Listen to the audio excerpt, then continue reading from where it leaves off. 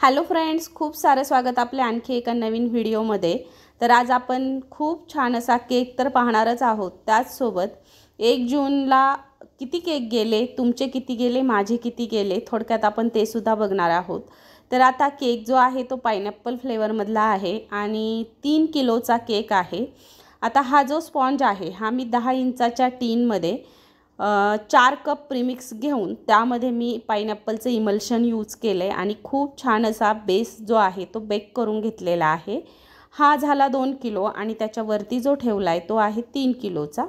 तर आता ह्याचे मी 4 लेयर्स बनवते कारण स्पॉन्ज थोडा हेटेड झाला होता त्याच्यामुळे, आणि 2 किलोचं वजन जे आहे ते सुद्धा आपलं कव्हर झालं पाहिजे।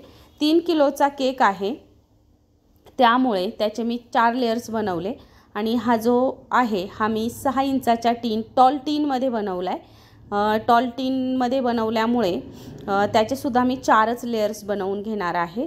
तर दोन्हीही केकच्या मी लेयर्स तयार करून घेतल्या। त्याच्यानंतर सोकिंग करायचे आपल्याला शुगर सिरपने। आता तुम्ही जर शुगर सिरप यूज करत असाल तर शुगर सिरप यूज करत चला, नसाल तर प्लेन वॉटरने सोक केलं तरीसुद्धा चालतं। जर तुम्हाला केक ठेवायचा असेल साधारणतः 1-2 दिवस तर तो प्लेन वॉटरने सोक केला तरीसुद्धा चालतो। पण काही कस्टमरचं असं म्हणणं असतं की गोड केक पाहिजे, त्यावेळी तुम्ही शुगर सिरपच यूज करा। तर या पद्धतीने मी इथे पायनॅपलचा क्रश यूज केला आहे फिलिंगला आणि त्याने स्प्रेड केला आहे छान असा तो क्रशसुद्धा। मग फिलिंगला मी जास्त क्रीम नाही यूज केली आहे कारण आपल्याला केक जो आहे तो छान म्हणजे कमी क्रीममध्ये बनवायचा आहे आणि थोडासा लांब न्यायचा आहे, त्याच्यामुळे मग मध्ये फिलिंगला मी थोडीशी कमी क्रीम यूज केली आहे।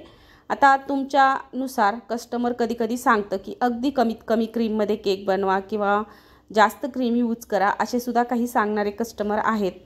तर असो, आता हा केक मी क्रम कोट करते। त्याचसोबत कुणाचे किती केक गेले 1 जूनला हे सुद्धा तुम्ही मला कमेंट करून सांगायचे आणि माझे किती गेले किंवा काय गडबड झाली 1 जूनला हे सुद्धा मी तुम्हाला सांगणार आहे। पण त्याच्यासाठी तुम्हाला नेक्स्ट व्हिडिओसुद्धा नक्की पाहावा लागणार आहे आणि तोही आपल्या चॅनलवर लवकरच येईल। आणि हा व्हिडिओ तुम्हाला कसा वाटला हे सुद्धा तुम्ही नक्की सांगायचे कमेंट करून। तर आता पायनॅपल फ्लेवरमधला केक मला बऱ्याच दिवसानंतर ऑर्डर होती, म्हणजे मोठी अशी। शक्यतो मोठ्या ऑर्डर ज्या आहेत त्या चॉकलेट नाही तर मग रसमलाई अशा येतात, पण हा पायनॅपलमध्ये मोठा केक मी खूप दिवसांनंतर बनवला आणि तो म्हटलं चला तुमच्याशी शेअर करावा। आता केक थोडासा लांब द्यायचा होता आणि थोडा स्वस्तात केक द्यायचा होता असं म्हटलं तरी हरकत नाही, कारण गावी द्यायचा होता, थोडासा माहितीतल्या लोकांसाठी द्यायचा होता। कसं असतं माहिती आहे का, आपण जेव्हा केक बनवतो ना तर लोक डायरेक्ट म्हणतात आपल्या आपल्यात काही कमी नाही का? अरे हो, आपल्या आपल्यात जरी कमी असलं पण आपल्या आपल्यात काही कष्ट कमी होत नाहीत। आपल्या आपल्यात जरी द्यायचा असला तरी कष्ट कमी होत नाहीत, आहेत तेवढं सगळंच करावं लागतं। पण कसं होतं माहिती आहे का, रेट लोक तोडून घेतात आणि हा केक मी अगदी स्वस्तात दिला। 3 किलोचा फक्त 500 रुपये किलोनी दिला होता आणि 500 रुपये किलोने द्यायचा होता म्हणून मग मी जास्त त्याला नाही डेकोरेट केलं, कारण मलाही परवडलं पाहिजे। खूप सारी मेहनत आहे खरं तर एका केक मागे। तुम्हीही होमबेकर आहात, तुम्हालाही माहिती आहे, आणि ज्या होमबेकर आहेत ज्यांना आपले व्हिडिओज आवडतात त्या नक्कीच आपल्या व्हिडिओजपर्यंत येऊन पोहोचतातच। फक्त आपल्या चॅनलवरचे व्हिडिओज बघूनसुद्धा बऱ्याच जणांनी केकचा बिझनेस सुरू केलेला आहे आणि अगदी त्यामध्ये सक्सेसफुलसुद्धा झालेल्या आहेत। आता काही ताईंच्या कमेंटसुद्धा आल्या होत्या की ताई तुझं बघूनच आम्ही सुरू केलं आहे। आणि आता 1 जूनचा व्हिडिओ जर तुम्ही काल मी पोस्ट केला होता पाहिला असेल तर त्यामध्ये तू साक्षात लक्ष्मी आहे वगैरे वगैरे बऱ्याच कमेंट्स आल्या। तुम्ही कमेंट्स बॉक्ससुद्धा जाऊन नक्की चेक करा। तर थँक्यू सो मच या पद्धतीने।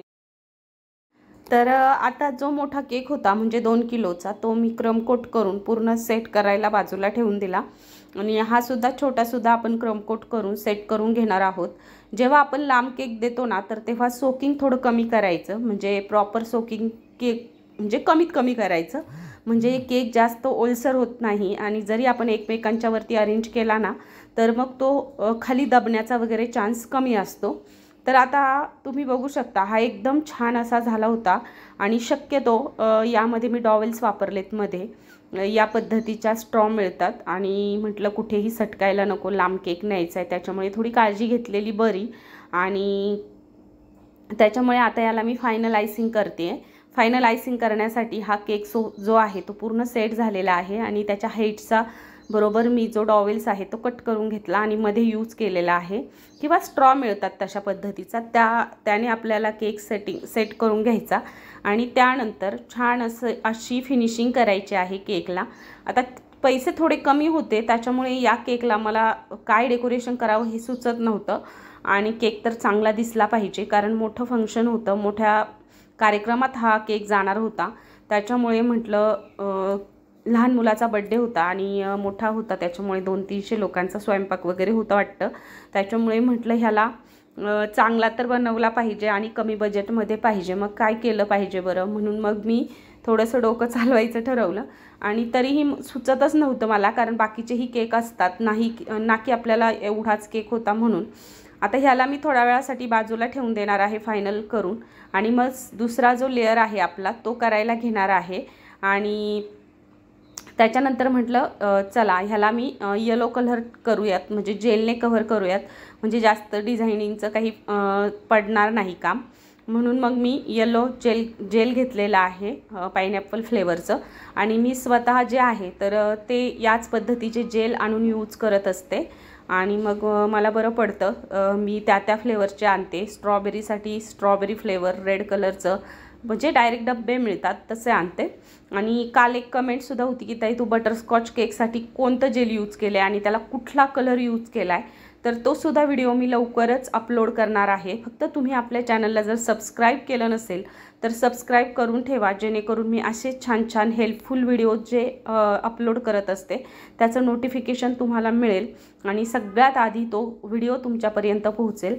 आता हा जो आहे वरचा 1 किलोचा हा टॉल टीनमध्ये केला आहे, 6 इंचाच्या टीनमध्ये. त्याच्यामुळे हा 1 किलो आणि तो 2 किलो असा टोटल 3 किलो केक झाला होता. तो 10 इंचाचं टीन आहे आणि हे 6 इंचाचं टीन आहे. 6 किंवा थोडं 6.5 इंचाचं टीन असू शकतं हे, आणि तो टॉल आहे त्याच्यामुळे मग त्यात बरोबर झाला.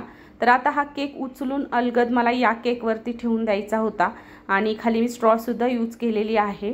त्याच्यामुळे तुम्ही बघितलेलं आहे साईडने मी जेल यूज केलेला आहे आणि आता पुन्हा एकदा मी स्ट्रॉसुद्धा यूज करणार आहे. तर अशा पद्धतीच्या स्ट्रॉ मिळतात, त्या आपल्याला केकच्या साईजच्या बरोबर कट करून जेवढ्या पाहिजे तेवढ्या घ्यायच्या.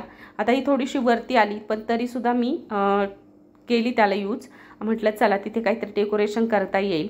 केक ठेवून घेतल्यानंतर साईडला सुद्धा मी थोडा जेलचा यूज केलेला आहे आणि ते सुद्धा स्प्रेड करून घेते.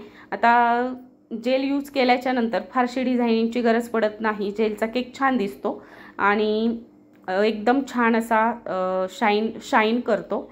तर आता बॉर्डर तयार करून घेते. छोटं मोदकचं नोझल घेतलं होतं आणि त्याने बॉर्डर अशी करून घेतली आहे आणि जो स्ट्रॉ दिसत होता तर त्या स्ट्रॉला मी या पद्धतीचे जे फॉक्स बॉल मिळतात ते यूज केलेले आहेत. म्हटलं आपली स्ट्रॉ दिसायची नाही, तिलाही मी हाईड करून टाकलं. तर बघू शकता या पद्धतीने, आणि थोडेसे गोल्डन बॉल्स इथे मी यूज केलेले आहेत आणि केकचा लूक स्वस्तात मस्त करून दिलेला आहे.